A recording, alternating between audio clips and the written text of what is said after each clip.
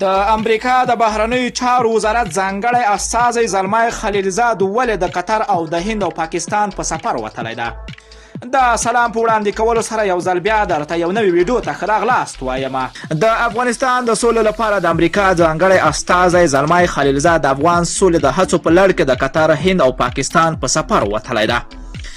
د امریکا له بهرنیو چارو وزارت څخه په همدې تړاو خپره شوې خبرپاڼه کې راغلی چې خلیلزاد د روانې میلادي میاشتې په 5 نیټه قطر ته تللی او له هغه ځایه به نوي ډیلي او بیا اسلام آباد ته ولاړ شي.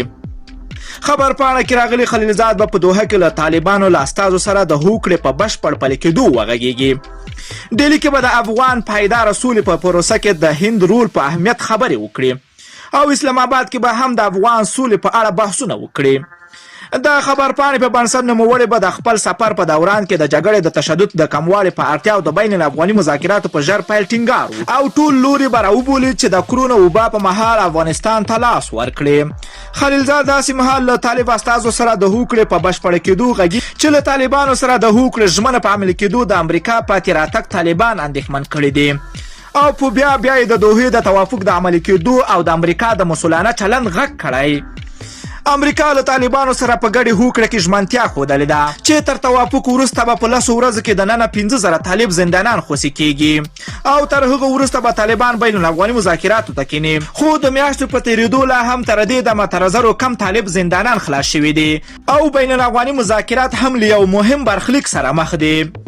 طالبان وایي د 15,000 بندیانو له خلاصون وړاندې بین الافغاني خبرې پیلېدای نشي خو حکومت بیا د 1500 بندیانو په خلاصون ټینګار کوي او ترڅنګ هیله لري چې طالبان په همدې اندازه بندیانو له خلاصون سره هم مهاله له دوی سره مخامخ خبرو ته کینی. د دې ترڅنګ د هیواد په ګڼو ولایتونو کې د بهرنیو عسکرو دولتي عسکرو په مالتیا په ګڼو ولایتونو کې نظامی عملیات کړي او ملکي وګړو او طالبانو ته تلفات اړولې دي. څه موده وړاندې هم طالبانو په قطر کې د امریکایي او ناټو ځواکونو مي کمانډان سکاټ میلر خلیلزاد ته هغه لیست په میز کېښوده چې د بهرني ځواکونو له لوري د ترسره شویو عملیاتو جزیات او تلفات پکې راټول او طالبانو ادعا لره چې شوي بریدونه د توافق خلاف ترسره شوي دي خو تر هغه وروسته بیا هم په ځینو ولایتونو کې ورته عملیات تکرار شول. طالبان وایي له امریکایي لوري سره کړی توافق ته ژمن دی تر خپله وسه له ماتېدو یې مخه نیولې ده او د افغانستان د لانجې د حل لپاره یو غوره تګلاره بولي. له ټولو دوستانو نه مننه کوم چې ویډیو مو راسره تر پای ولیدله. که چېرته خواږه نظرونه لرئ نه حتما یې راسره په کمنټ کې شیر کولی شئ.